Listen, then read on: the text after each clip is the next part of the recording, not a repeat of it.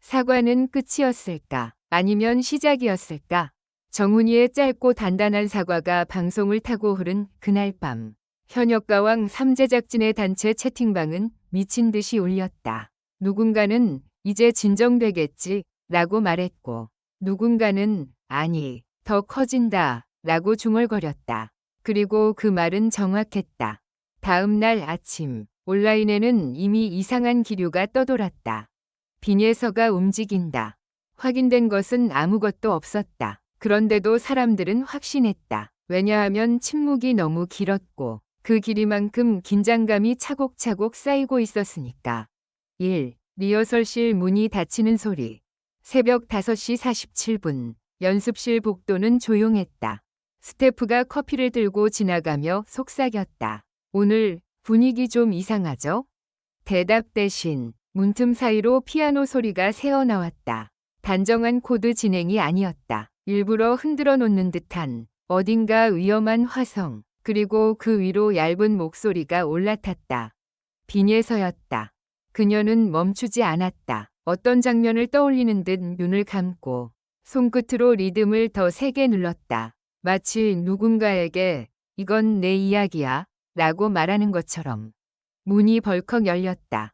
매니저가 숨을 헐떡이며 들어왔다. 예서야, 아직 공개 안 했잖아. 빈예서는 고개를 들지 않았다. 대신 악보를 한 장 더 넘겼다. 오늘은 공개해요. 그 말은 마치 결심이 아니라 이미 결정된 사실처럼 들렸다. 2. 사과가 남긴 빈자리. 그 빈자리를 노린 건 정훈이의 사과는 간결했고 감정은 절제돼 있었다. 하지만 시청자들의 마음은 오히려 더 복잡해졌다. 도대체 무슨 일이었지? 왜 사과까지? 그리고 빈예서는? 사과가 궁금증을 덮는 대신 더 큰 물음표를 남겨버린 순간이었다. 사람들은 사과의 진심을 따지기 시작했고 동시에 빈예서의 침묵을 해석하기 시작했다. 침묵은 곧 회피가 되기도 했고 큰 한방을 위한 준비가 되기도 했다. 어떤 해석이든 한 가지는 같았다. 다들 기다리고 있었다. 빈예서가 무대에서 답할 순간을. 그런데 그 답은 무대가 아니라 공식 발표로 먼저 터져나왔다. 3. 공식 계정에 올라온 한 줄. 그리고 전율. 그날 오후 2시 3분. 현역가왕 3 공식 계정에 새 게시물이 올라왔다. 별다른 티저도 없고 흔한 기대해주세요도 없었다. 단 한 줄. 빈예서 신곡 뒤집어. 작사, 작곡, 빈예서. 오늘 오후 6시 공개.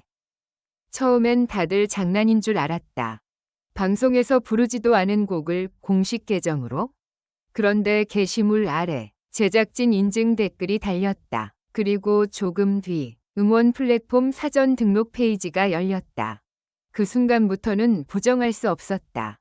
빈예서가 직접 작곡한 곡을 방송 밖에서 먼저 정면 돌파로 공개해버린 것이다. 사과 이후의 흐름을 정리하는 방향이 아니라 전환하는 방향으로. 4. 제작진 회의실. 얼어붙은 공기. 회의실에 모인 PD와 작가들, 마케팅 팀장, 음원 담당자가 서로를 바라봤다. 누군가가 조용히 말했다. 이거 판도가 바뀌겠는데요. 원래 현역가왕 3위 룰은 간단했다. 무대에서 실력으로 승부, 감정은 곁가지. 하지만 빈예서의 선택은 그 경계를 무너뜨렸다. 무대만이 전쟁터가 아니라는 걸 보여준 것이다. 작곡이라는 무기, 공식 발표라는 타이밍, 그리고 사과 직후라는 맥락. 누군가가 물었다. 정훈이 선배 측 반응은요? 답변은 아직 없었다. 다만 더 무서운 건 빈예서 측도 더 이상 아무 설명을 하지 않는다는 점이었다. 말이 없을수록 상상은 커진다. 그리고 상상은 언제나 조회수로 이어진다. 5. 오후 6시. 뒤집어가 세상에 나오는 순간. 시계가 6시를 가리키자마자 음원이 풀렸다. 인트로는 조용했다. 숨을 삼키는 듯한 드럼킥. 손바닥으로 두드린 듯한 둔탁한 비트. 그리고 한 박자 늦게 들어오는 피아노. 첫 소절에서 다들 멈췄다. 가사가 충격적이어서가 아니라 너무 솔직해서였다. 어떤 대상을 직접 지목하지 않는다. 누구를 탓하지도 않는다. 그런데 이상하게도 듣는 사람은 느낀다. 아, 이건 누군가에게 하는 말이구나. 아니, 더 정확히는 이건 나 자신에게 하는 선언이구나. 후렴에서 빈에서의 목소리가 확 올라간다. 그 순간 곡 제목이 왜 뒤집어인지 이해된다. 부드럽게 시작해 단숨에 뒤집는다. 억눌렀던 것을 확 펼쳐 보이며 듣는 이 감정까지 뒤집어 버린다. 댓글이 폭발했다. 이게 작곡이라고. 무대보다 더 무섭다. 사과로 끝난 줄 알았는데 시작이었네. 그리고 6시 17분 실시간 차트가 출렁였다. 6. 방송국 로비에서 벌어진 한 장면. 문제는 여기서 끝나지 않았다. 그날 저녁 제작진이 로비에서 누군가를 마주쳤다는 이야기가 돌았다. 정확히는 두 사람이 같은 공간에 있었다는 말. 정훈이가 먼저였다는 말도 있었고 빈예서가 먼저였다는 말도 있었다. 하지만 확실한 건 하나였다. 로비에 있던 몇몇 스태프가 공기가 바뀌었다고 말했다는 것. 누군가가 그 장면을 이렇게 묘사했다. 정훈이 선배가 한 발 다가갔고 빈예서는 고개를 숙였어요. 근데 그 고개 숙임이 사과가 아니라 정리 같았어요. 정리. 그 단어가 소름 돋는 이유는 정리 이후에는 늘 다음 페이지가 오기 때문이다. 7. 다음 무대. 현역가왕 3위 규칙이 바뀌다. 며칠 뒤 본녹화 당일 관객석은 평소보다 조용했다. 카메라가 돌아가고 MC가 입을 열었다. 오늘은 특별한 무대가 준비돼 있습니다. 그때 대형 화면에 자막이 떠올랐다. 빈에서 자작곡 최초 공개 무대. 누군가 숨을 들이켰고 누군가 손을 꽉 쥐었다. 무대는 시작됐다. 빈에서는 화려한 무대 장치를 택하지 않았다. 단지 마이크 하나, 조명 하나, 그리고 뒤집어위 첫 박자. 그런데 이상했다. 음원보다 느렸다.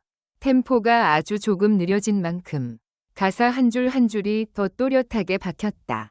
심판석의 표정도 바뀌었다. 누군가는 고개를 끄덕였고 누군가는 눈을 내리깔았다. 후렴 직전 빈에서는 잠깐 멈췄다. 마치 숨이 찬 것처럼, 아니, 숨이 차게 만든 게 감정인 것처럼. 그리고 한마디를 던졌다. 이 곡은 저한테 하는 약속이에요. 그 한마디에 객석이 흔들렸다. 누구를 공격하는 반격이 아니라 자기 자신을 세우는 반격.